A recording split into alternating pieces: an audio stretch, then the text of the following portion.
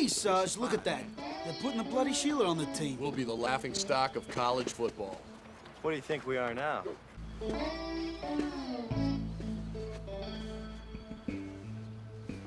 Okay, I'm ready.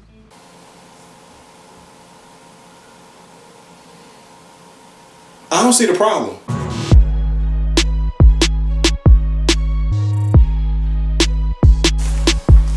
What is up, everybody? My name is Advance, and this is Advanced Sports Talk. So, last week there was a particular story that swept the internet and took it by storm, and this became such a big issue to where it's like there was like so many people weighing in on this, mostly from the right. So yeah, I'm gonna get a little political. I'm getting a little political with this, you know. But hey, such is life. So getting into this. So Vanderbilt decided to, quote, make history. I'm using strong quotes there, and you'll find out why later. So no, right-wing Trump supporters, no, you don't have a friend. But listen, hear me out. The SEC college, Vanderbilt, the Vanderbilt Commodores, decided to make history and put a girl on their team. Everybody blew up, and it's ridiculous. So the issue was that Vanderbilt was getting stomped 21-0. So they brought the girl out to do the kickoff for the start of the second half. So she kicks it, and she does a squib kick. I don't know if she meant to kick it that way or if she couldn't get her foot placement right or whatever the case. But this is her first time on a football field, right? So you know they had to get somebody to hold the tee for her. Believe it or not, some idiot out there that played college football actually suggested that they had to hold the ball for her strictly because she's a girl, and because she's a girl, she can't kick it off of a tee. Now, what people don't realize is that it was windy as hell that day. Was windy as hell. You know, so like this is what happens in football, and this is a certain circumstance that has to happen. You know, if it's windy, if it's really windy, sometimes the ball falls off the tee. And in that instance, somebody has to hold the ball for the game to continue. But yeah, man, like the type of attention that this got like the wrong kind of attention. You know, like a girl playing football, men's football is a big thing. But like they was basically like saying that, oh man, Vanderbilt was trying to fulfill a liberal agenda. You know, Vanderbilt was catering to the left, and you know, like it's you know, Vanderbilt caved under the pressure of modern society, and they want girls to they didn't put her in a tougher position, they made her a kicker. And why wasn't she practicing with the team throughout the whole season? Well, the reason being is because maybe about like they mentioned this in the clips that these people are showing, that 6 days prior, Sarah Fuller was on the Vanderbilt soccer team, and they just won a championship. So yeah, if you're playing soccer, that's gonna kind of hinder you playing football, you know, with them both being fall sports.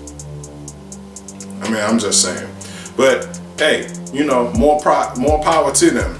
Besides, hadn't anybody seen Necessary Roughness? It's literally the exact same storyline. But yeah, like, and then like these people are saying like, yeah, well, you know, The reason why this is, this is a liberal, they're catering to the left and all this other stuff. They're trying to be progressive. Yeah, they did all of that, and they fired one of the few black coaches in college football. So yeah, I don't think that was on Vanderbilt. So I don't think that was on Vanderbilt's agenda. I'm trying to tell you. But look, fun fact about Vandy. So another point that they were saying, like what they were saying, they put this girl on the team because they were trying to generate buzz because Vandy sucks. But look, if you take Vanderbilt out of the SEC and put it in any other college football conference, NCAA conference, any of them,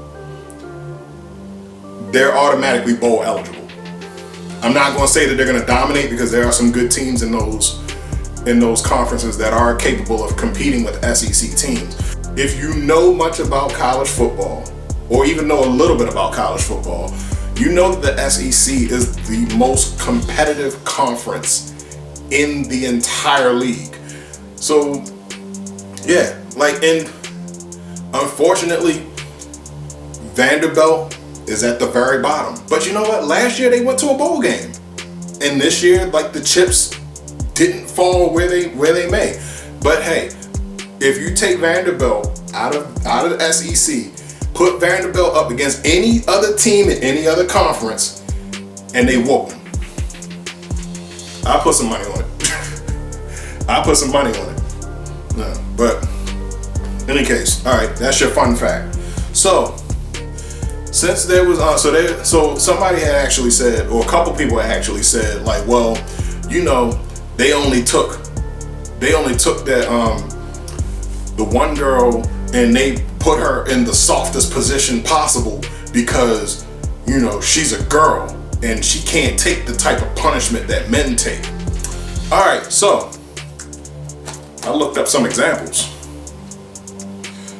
First off, I will say that Sarah Fuller being the first girl in college to play football, I don't think that's entirely accurate. Maybe in the SEC in that conference, but I've heard of plenty of girls that play football. Shit, I know one. Yeah, I played football in high school. She lined up right next to me. And I'll tell you this, she was a very impressive shield maiden. If you don't know what that means, look it up. It's a Viking term. First off, they said a girl wouldn't play a tougher position. All right, so look,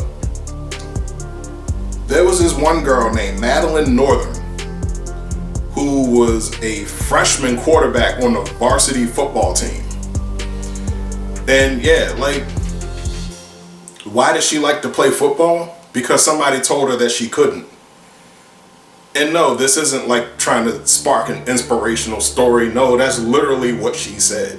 I decided to start playing because some guys at my school told me I couldn't. So I went out for the team and I made it. And you know what she did? She went out and she worked and she earned that spot. It was a drill where we stood between two bags and I had the ball and then they were trying to hit me and the kid nailed me and I just got right back up and I was like, this is what I want to be doing. This is the sport I love. Then there was another woman, Antoinette Harris. She goes by Tony. I've heard that football was a man's sport. She wants to be the first female to play in the NFL. So she was a free safety at her high school, ended up going to college, and no, she ended up going to college. She played for East LA, the East LA College, and then got offers. She played so well, she got offers from other four-year universities. I didn't see what they were, but that's what it said in the article that I read. She was raw talent. She could run. She could change direction. The person that trained her said that she worked harder than half the boys on the squad. She got through the conditioning drills, which was tough, but she finished better than half of the boys. One year she was diagnosed with cancer, so she had to go through chemo. She dropped from 170 down to 90 pounds. That was some of the hardest training I had in my life. And then she came back. And then she started working out more. She started putting muscle back on her frame. She worked back up and got her and went right back to playing football. A lot of people try to come at her, oh, this is a publicity stunt. She's not for real. She's very, very serious about this. This is what she really want to do. Bottom line is, like, y'all know some soft football players, but there are some women that play hard. Matter of fact, most of them were in the lingerie league. Remember that? Oh, bitch, get out the way. Get out the way, bitch, get out the way. Yeah, I do. Even though it was a gimmick, them ladies hit hard. They hit real hard. Oh, bitch, get out the way. Get out the way, bitch, get out the way. If anything, I would say that, you know, their toughness cannot be measured because they're doing it with less pads than the men. Out the way. Oh no, the fight's out. I'm about to punch you. How does the story end?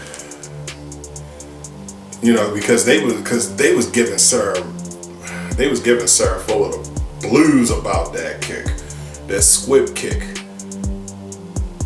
This past week against Tennessee, she kicked 2 extra points, not 1 but 2, and they were good. So, what that tells me is that even if she was new, she came back, she worked, she perfected her kick and improved upon it. So yeah, like, I mean, hey, people are entitled to their opinions. My thing is, you can't just say that it's not just a man's sport. And I'm sure that if they had their own league, they would go play that. But unfortunately, there is no girls football team in the NCAA. So if a girl comes out and says, hey, I want to play football, she's got to play with us. I think going forward, you know, she'll be good. I don't know if she's just doing this as a pastime or if she really loves the game, but there are numerous girls that play football and they love the game. This is what I want to be doing. This is the sport I love. This was something that I wanted to continue for the rest of my life. It's probably not going to be long before, if they don't start an actual women's league with no gimmicks, it's probably not going to be too long before we see a woman playing in the NFL. That's just real. No, it's not going to be long before we see a woman in the NFL. Think about it like this. Last year, they had just started hiring female coaches. This year they had female officials. So look, to quote my man Danny Trejo from Anchorman, Times are changing. Ladies can do stuff now. You're gonna have to learn how to deal with it. That's it for this segment. My name is Advance. Like, share, subscribe on everything. Advance 110 on Instagram. Advance Sports Talk on Facebook. I'm out.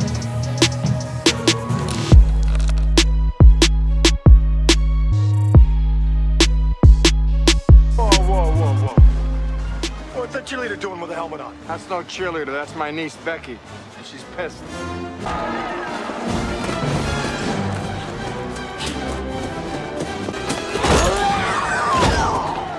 Nice kick. That's a little off. All right, take it back 10 yards.